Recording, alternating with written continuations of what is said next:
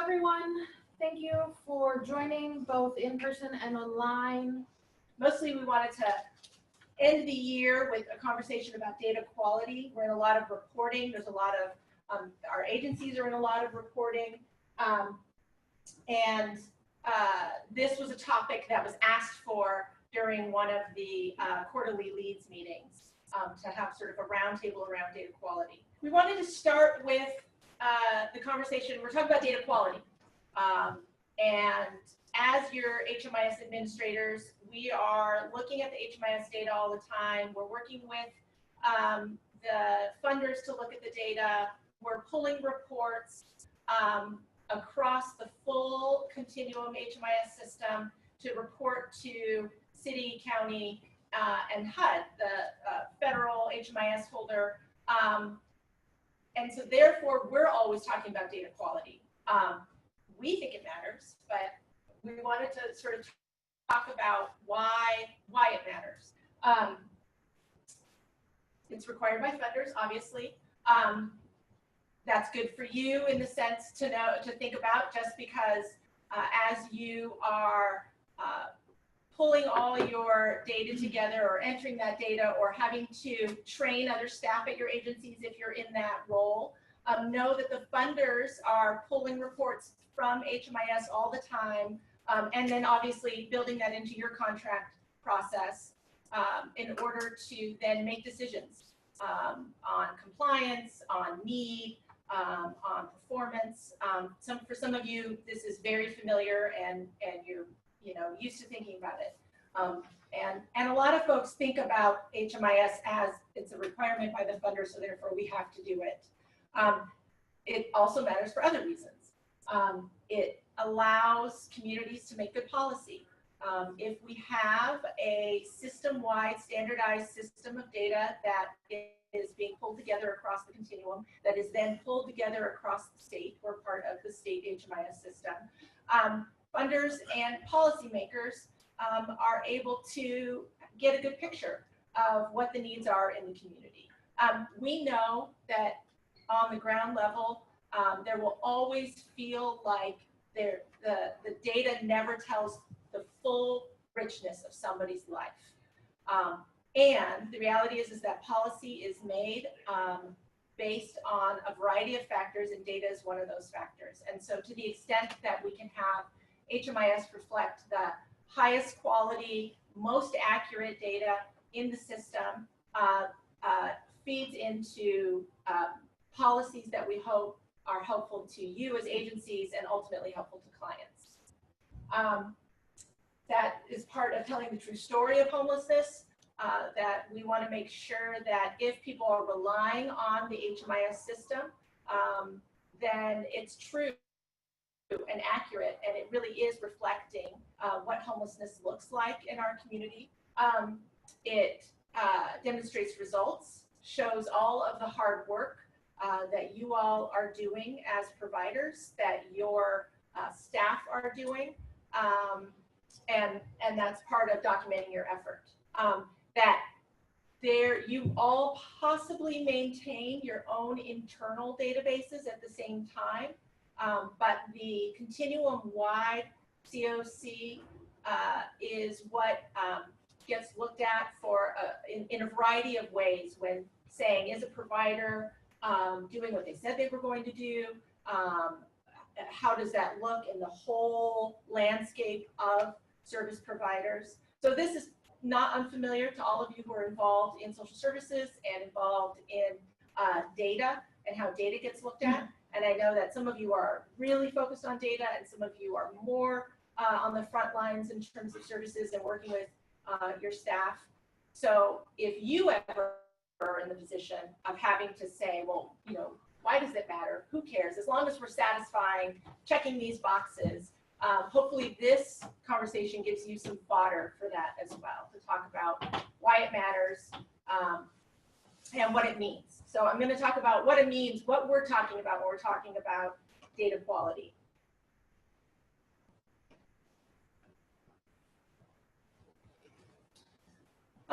So one of the ways to think about data quality is to think about it broken up into these elements: completeness, that's something that we are often, I was going to say harping on, but that seems negative, that we're often looking at as the HMIS administrators. We send out monthly dashboards to the leads, looking at missing data in HMIS. We are often looking at missing rates for different elements when it comes to federal reporting. And those of you who are taking notes, feel free and know that we're going to send out these slides afterwards as well. So missing data is a big deal for us across the system. You can imagine if you're just, your agency is just missing a small amount of data, but if every agency across the continuum is missing data as well, cumulatively, we're always trying to keep that missing rate down as far as possible so that we get an accurate story that we can report to the funder and have that report be accepted by HUD, for example, with all the federal reporting that we do. Timeliness, and I'm going to go into each of these in just a minute a little bit more. There is the intention across the continuum that HMIS is a timely live snapshot of what homelessness looks like in our county, in our continuum of care. So you can imagine that if there's a lot of delay between when that data gets collected from the client and when it gets input into the system, that undermines the goal of having it be an active live system for our community. Accuracy, obviously, data, we're data people, we like it to be accurate, we like it to be true, and consistency across data. On the very basic level, obviously we build in things into databases to keep things consistent. A birthday is formatted in one particular way. We don't let people, there's not a lot of text boxes. You don't get to write in January 1 in text and then also 1/1 and then, year first or anything like that. We standardize those things, and those things, there are standards, and I'll talk about that in a second. But to the extent that within your agency, the data collection process with clients and recording the services that your agency is giving and the staff who are writing that on a piece of paper or typing that directly into the system, to the extent that those are consistent, then that helps feed into the consistency across the whole system. This is that first one having to do with missing data. So we have about 80 plus participating agencies right now across the King County HMIS. It represents a little over 800 users. That's a lot of users that impacts data quality. Now, some of you are in the HMIS lead role at your agency. And so that's one of the ways that our system accounts for quality, is to have a primary person responsible for your agency's data quality at every agency.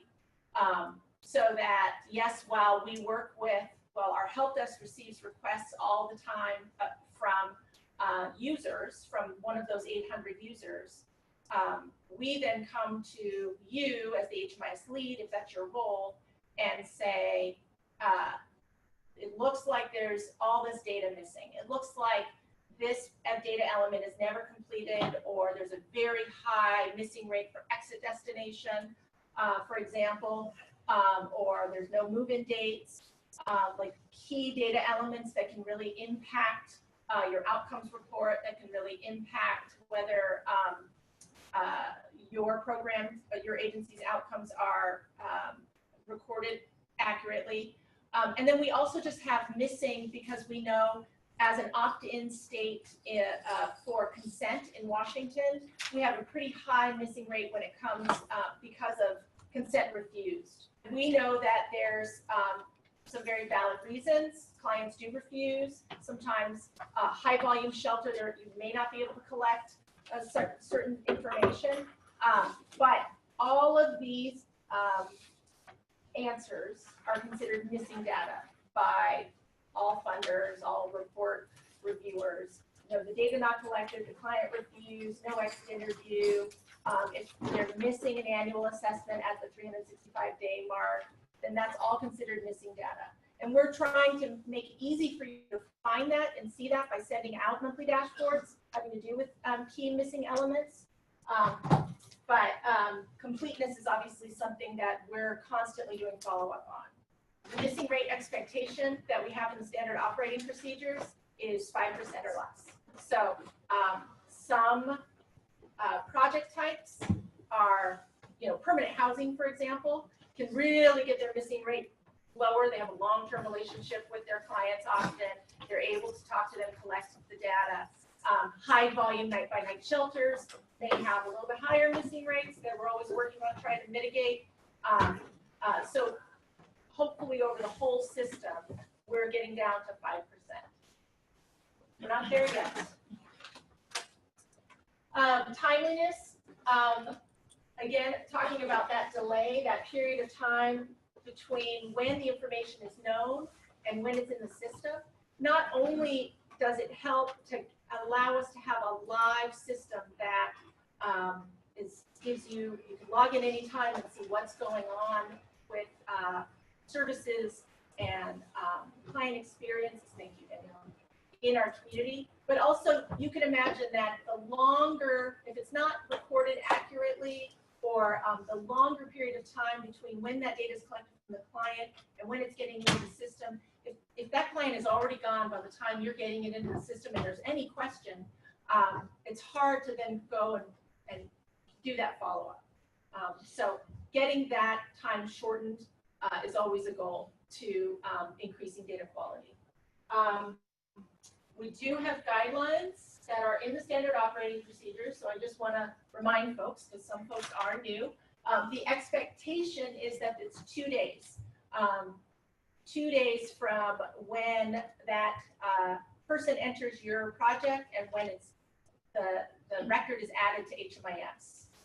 For night-by-night shelters, day centers, and outreach projects, there's 30 days allowed between the last service and when you should exit. So if you haven't seen that client in 30 days, that record should be closed.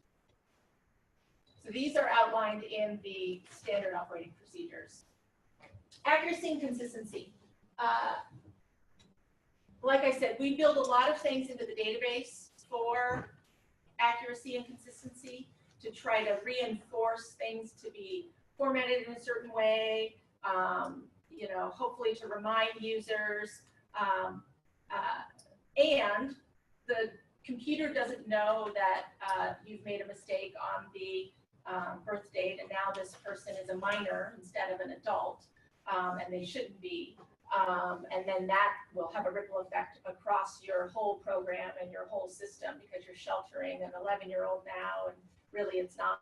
And, you know, so having processes in place to capture that is important. There's also standards that we have. So when we're talking about accuracy and consistency, we're talking about the fact that we have all those drop downs so that everybody's answering in the same way. We're also talking about the federal data standards for HMIS. So if you haven't had the pleasure of reading the HMIS data manual or the data dictionary, it is out there. It is easy to find on their website. And that is the other way that accuracy and consistency is enforced across an HMIS system, is making sure that all of your staff that are entering data know that there are HMIS standards, know that that almost, I would say 99% of those fields in the HMIS system are covered in the HMIS data manual and have an exact definition of what is expected. Now, we do have some local customized fields in our system.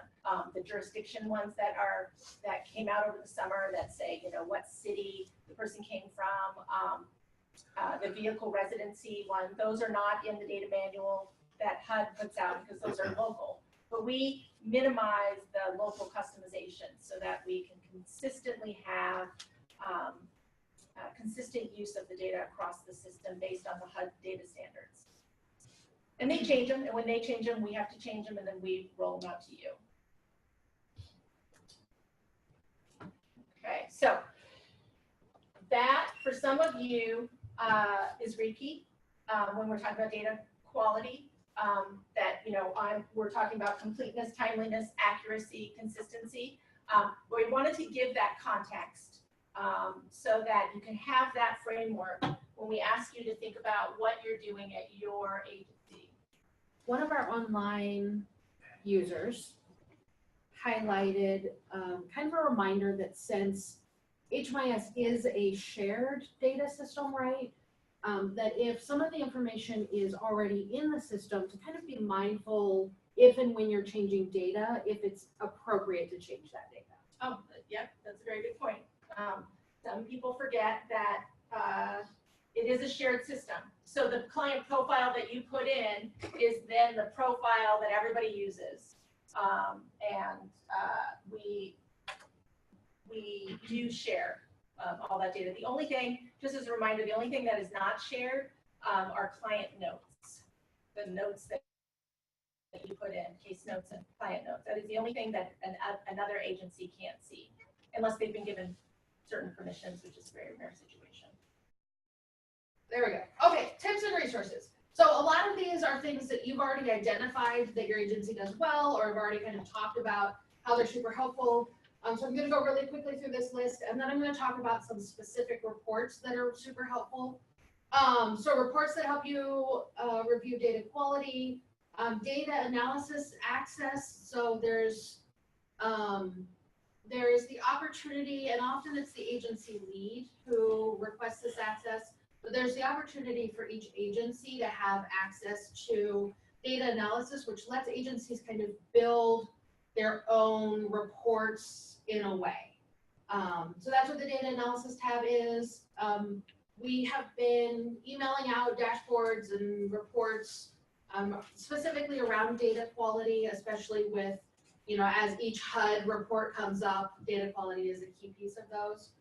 Our King County HMIS website is super helpful. It has reports and report guides and forms and suggestions and frequently asked questions, so it's super helpful. And then our trainings, kind of our trainings like this, we post our training recordings after trainings. Our general training is always open and available for users. Even if you've taken it once, you're welcome to take it more than once. You're welcome to kind of sit in and listen as you're doing other things.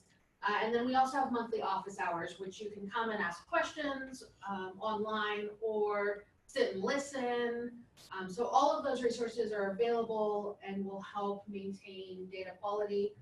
A couple specific reports. One is the program roster. So anyone with HMIS access can run reports for their agency. The reports that I'm talking about today are the reports that are kind of pre-made. So these are reports that everyone can run. The program roster can answer questions about, are the enrollment dates correct? Are the exit dates correct? Are family members enrolled correctly, right? Do I have 5 individual enrollments or do I have 1 group enrollment? Are there clients of the wrong age enrolled in my program? Are they the wrong head of household? And then do we have clients who need annual assessments? So this is what the program roster looks like. So for example, like this family here, you have a client who is in an enrollment by themselves. So this is something to flag. Group enrollments have this divider line after the enrollment. So this is a group enrollment and this is an individual enrollment. This assessments column here is actually about the annual assessments, not the VI-SPDAT assessments. So if you have someone whose length of stay is over 365 days, you'll want to see at least 1 here, right? So for every year that they're enrolled, you'll want an assessment to show up there as well. So this is what a program roster looks like. You can run it for multiple programs at once. You can run it for 1 program. It lets you choose kind of the date ranges. So this is a program roster, super helpful, can answer all of those questions. The Seattle King County Program Outcomes Report is a great way to look at, even if it's not required by funders for your programs, it still gives you a lot of valuable information. For those who have Seattle King County specific contract requirements that are measured by the outcomes report, it will help you answer those questions about if it's meeting contract requirements. It's also a good way to look really quickly at your HMIS consent rate. So even if you have de-identified clients' profiles, it will still, their profile should still have consent equals no. So if you have a program, right, that's a DV program, your HMIS consent rate should still pop up as 100 on there, because even if it's a de-identified profile, they should still have consent documented as no. So this is one of the reports where you can see, you can also look, so 63% of the data is completed, don't know, data not collected, and refused. So you have a little bit of a breakdown on this particular report. And then another good thing to look at is your bed utilization. So looking to make sure that HMIS is accurately reflecting how many people you have enrolled, how many bed nights you've provided, and all of that. And then our website, which again, we'll send out this slide, but our website has this really helpful report guide that goes through question by question, line by line, and tells you what it means, how it's calculated, and so forth. So the final report we're going to talk about is the HMIS Data Quality Report.